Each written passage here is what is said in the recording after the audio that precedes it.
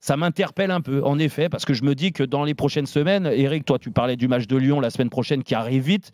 C'est problématique pour les deux, beaucoup plus pour Lyon, on va en parler tout à l'heure, mais n'empêche mais on attend que Marseille gagne. Mais même en gagnant ce match-là, ça ne va pas gommer tout ce qu'on a vu depuis le début de saison. Je ne sais pas si vous êtes d'accord avec moi. N'oublie pas qu'il y a un match jeudi aussi de Ligue Europa. Oui. Et qu'en effet, cette semaine, tu peux te refaire la cerise. Et lundi, si ça tourne bien, ils seront en course pour se qualifier en Ligue Europa. Ils seront remontés au classement dans des eaux un petit peu plus calmes. Ouais. Mais je vais à l'inverse du coup. Puisque du coup, je ne vais pas vous donner rendez-vous, sinon je vais me faire engueuler par du gars. Donc lundi, je ne serai peut-être pas là, comme ça au moins. Mais à l'inverse, vu le début de saison que tu fais, vu le changement d'entraîneur, vu des choix de recrutement que tu as fait, parce qu'à un moment donné, le débat Alexis Sanchez, il va revenir avec les prestations d'Aubameyang. Moi, je regarde le match, je ne peux pas m'empêcher de penser à Alexis qui tire le banc à l'Inter. Oui, c'est sûr.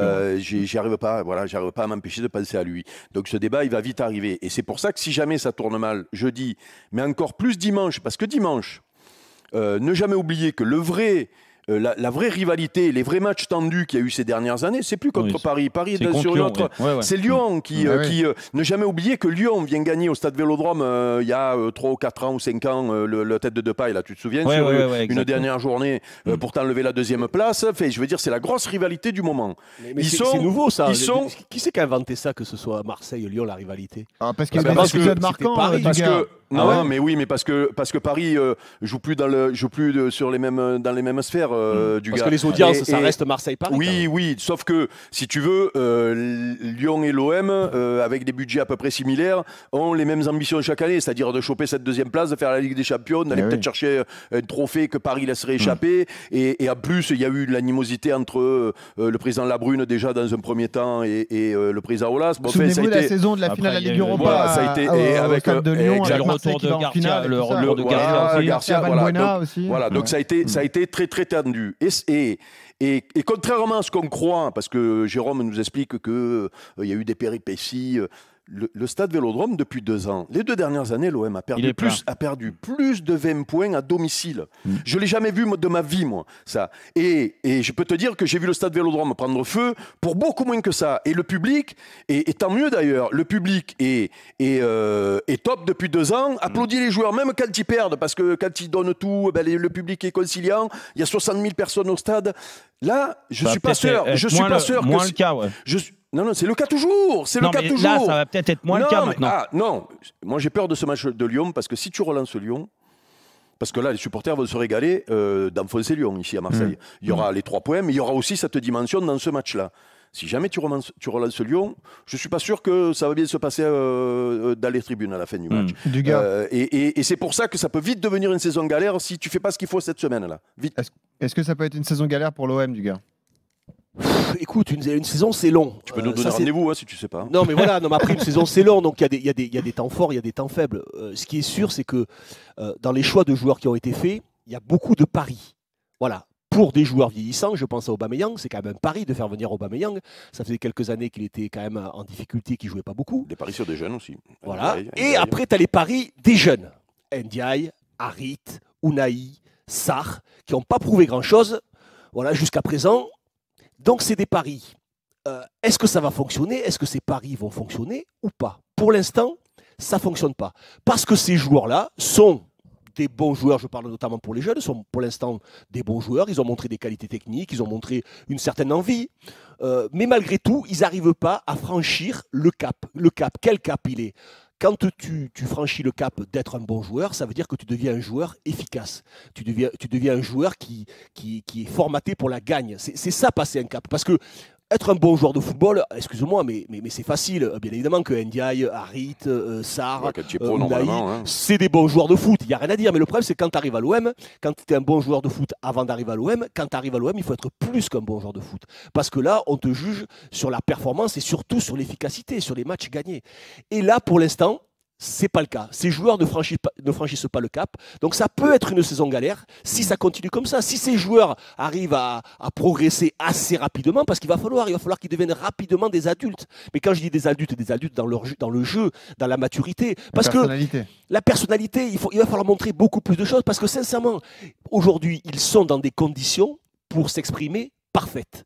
C'est-à-dire que tu as un public qui les soutient et tu as un entraîneur qui a un jeu ultra offensif, ultra agréable. Quand tu es joueur de foot, c'est quand même passionnant. Tu joues à l'OM, tes supporters t'encouragent, le stade il est plein, c'est magnifique. Tu as un entraîneur qui est porté vers l'avant, mais à un moment ou un autre, les gars, les buts, il va falloir les marquer.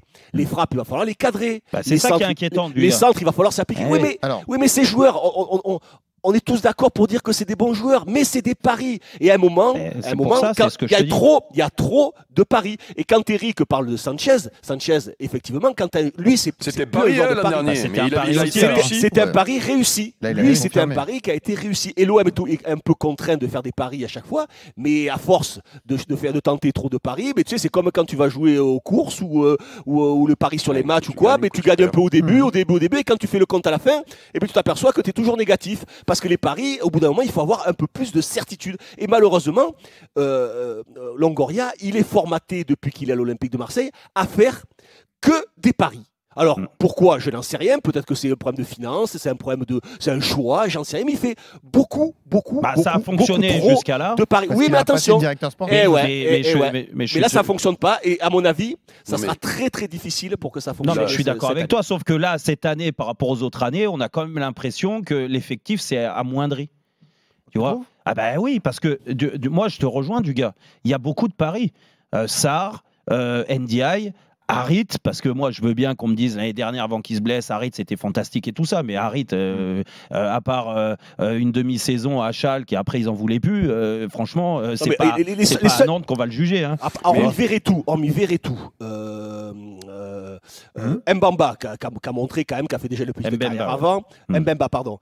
Lodi sur le côté qui a joué à l'Atlético. Tous les autres. Alors, il y a Klaus aussi qui est devenu international, qui a beaucoup progressé, qui peut être le Marseillais qui a le plus progressé ces derniers mois. Donc, tous les autres. Le problème des paris, Jérôme et Dugas, les supporters, ils comprennent bien la situation de l'OM et ils sont prêts à les accepter, ces paris-là. Sauf que, quand tu le réussis, le pari, pourquoi tu le fais partir ? Il est réussi le pari, c'est ça le problème, parce que sinon, si tous les ans, même les paris réussis, tu les gardes pas, parce que ça revient à ce que je disais. À un moment donné, c'est comme quand tu prenais l'exemple du casino.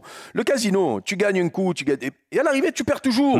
Donc, parce que c'est un embrouilleur, Longoria, depuis le début, je te le dis. Je t'ai attendu la semaine dernière. C'est pas normal. Je sais pas si c'est un embrouilleur ou s'il fait en fonction des moyens du club. Non, mais je pense que c'est ça. Peut-être qu'il se dit à les moyens du club, d'après ce que je sais sur les salaires donnés ou proposés à Alexis et ceux d'Aubameyang, il n'y avait pas la ligne droite de Longchamp. Et juste les gars, moi j'entends toutes vos critiques. Il est 18h14, vous écoutez RMC, un Roten sans flamme exceptionnel avec Jérôme Roten, avec Christophe Dugarry, avec Eric Dimeco. Est-ce qu'il ne faut pas un peu pondérer les analyses avec l'observation des adversaires de l'OM? Moi je veux bien qu'on les critique, etc., qu'on dise que ça ne marche pas très bien, mais ils ont quand même joué sur les 3 dernières journées de Ligue 1, le PSG, Monaco et Nice, les 2 clubs azuréens qui font un super début de saison. Est-ce qu'il ne faut pas aussi prendre un peu de recul et se dire il y a des choses qui se mettent en place et c'est pas non plus catastrophique ce qui se passe à Marseille. C'est pas la question à l'extérieur en plus. C'est pas la question des adversaires. Non mais tu peux perdre.